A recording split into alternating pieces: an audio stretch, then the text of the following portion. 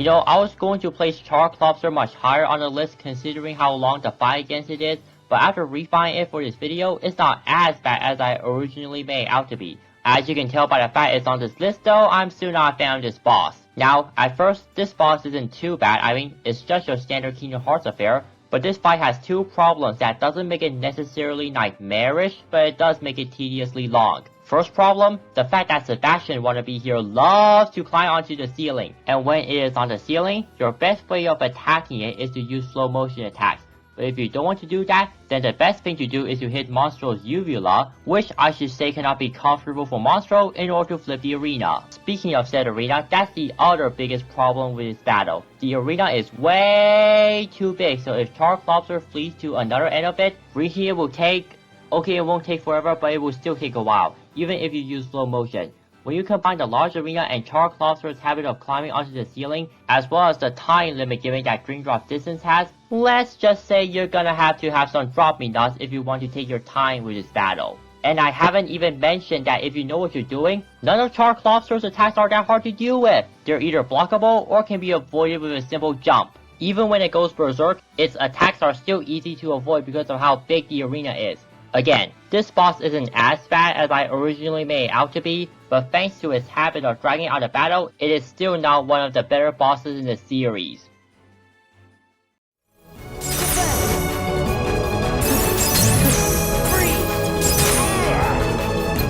Number 9 is the only final boss on the list, so if you don't want to be spoiled and know what it is, I suggest you go to the time listed here. I'll give you a few seconds for you to do so.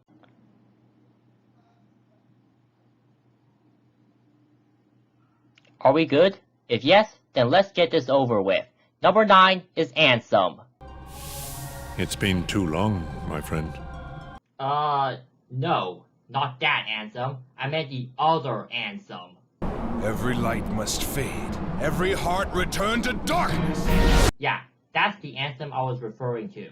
Anyways, if you couldn't tell by the spoiler warning at the beginning of the entry, the Ansem battle that I'll be putting on the list is the rematch against him in the Reverse Rebirth campaign of Chain of Memories. Trust me, this battle is one of this game's many difficult bosses, and as you can tell by the fact that it's on this list, it's not in a good way. I understand that this is a final boss and final bosses are meant to be difficult, but like a certain commentator that Meta527 once had a crush on said, that may explain it, but I'm sorry, it doesn't excuse it. A final boss can be difficult, but still fair at the same time. Chain of Memories' Ansem, on the other hand, is as cheap as your generic fighting game boss. Why is that? Well, for starters, he has a deck of his own, and like I said in my least favorite bosses list, those always make for the hardest bosses in the game. And trust me, Ansem is not the worst of the pack. His attacks involve shockwaves and using his Guardian to attack you, which are frustrating to deal with because of how fast they are.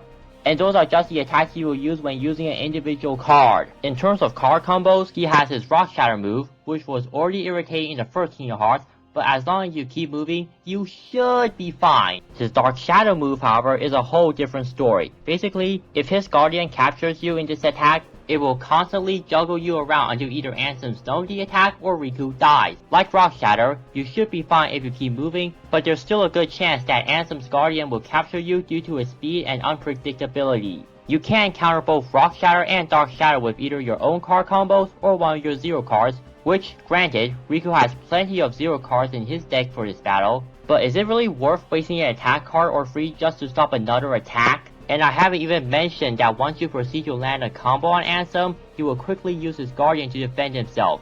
Also, throughout the entire fight, you have your ears assaulted as well.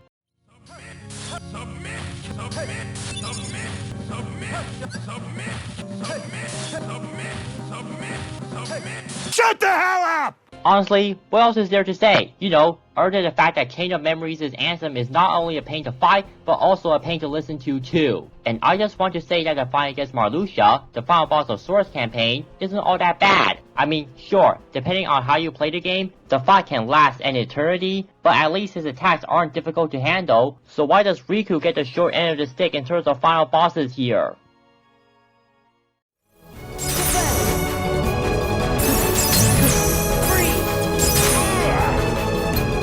Okay, so what's number 8? Hopefully it's not as cheap as the last entry. Darkness! The true darkness!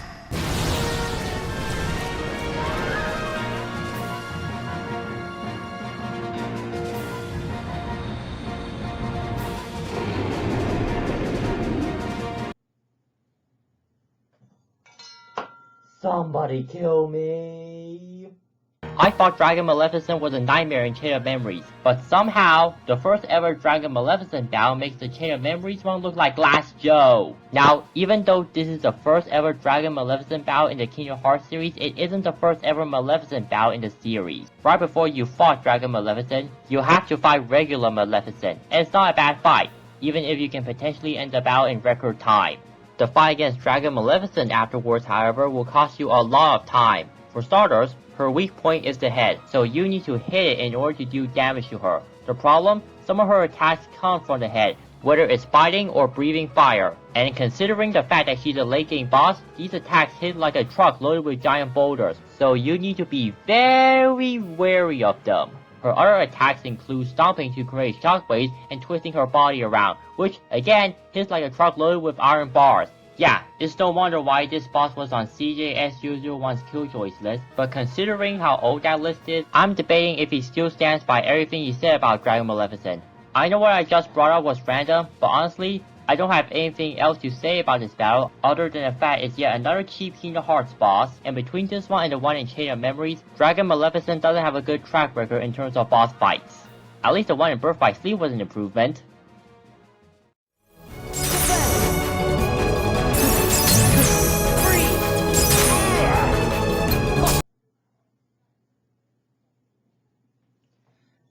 You know I couldn't make a list of the worst Kingdom Hearts bosses and not include this guy, right? Be gone!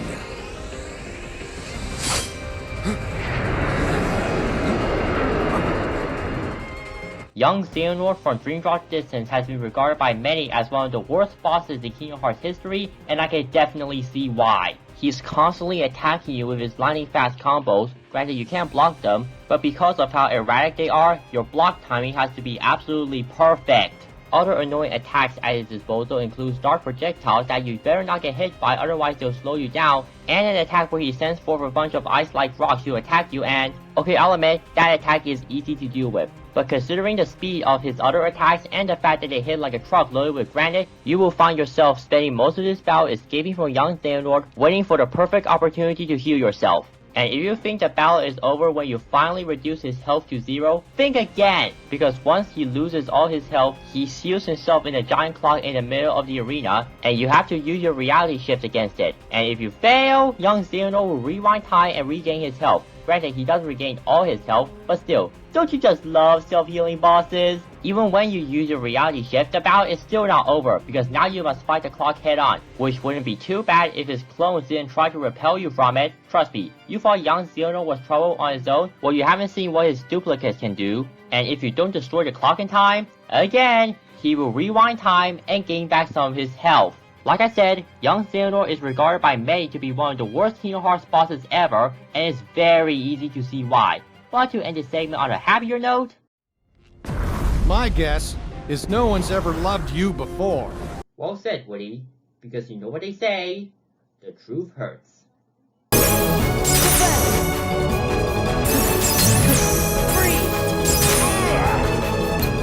Yes, I know this is the 5th Dream Drop Distance boss to be on this list, but don't worry. I do like Dream Drop Distance, but I'll admit bosses aren't exactly this game's strong point. That being said though, this is the last boss from that game to be on this list. Now, unlike most bosses in Dream Drop Distance, you fight Wargoyle as both Sora and Riku, and the fights themselves are pretty much night and day. However, for this list, I'm only talking about the Wargoyle you fight as Sora. I'm not saying the Wargoyle you fight as Riku had a good fight, but the battle with it is still better than the Sora vs Wargoyle match, even if it's not by much. But I digress. The first problem with this boss is actually a problem it shares with KH1's Trickmaster. The fact is the main boss of one of the first 3 Disney worlds you can go to in the game. In other words, a difficulty spike. And considering how tough this thing looks, you would expect this thing to have attacks that hit like a truck loaded with titanium. And it does! Wargoyle attacks with punching the ground with some roundhouse kicks added to the mix, as well as shooting fireballs that rain down from the sky, extending its limbs, and spin its body around like it was trained by Zangief. Like I said, these attacks hit like a truck loaded with anvils, so if you want to be wary of them, then you will be spending most of this battle dodging Wargoyle's attacks, waiting for the perfect opportunity to attack it, which is not very often. When it is punching and kicking as well as using its double lariat knockoff, it will collapse, giving you a perfect opportunity to attack it, but you better not be around its perimeter when it recovers, because when it does, it will surround itself in a pillar of fire. And considering that it will take Wargoyle 2 to 4 seconds to regain consciousness, it means you can't do as much damage as you'd want. I know what some of you might be thinking. Can't you use slow motion attacks to give Wargoyle massive damage?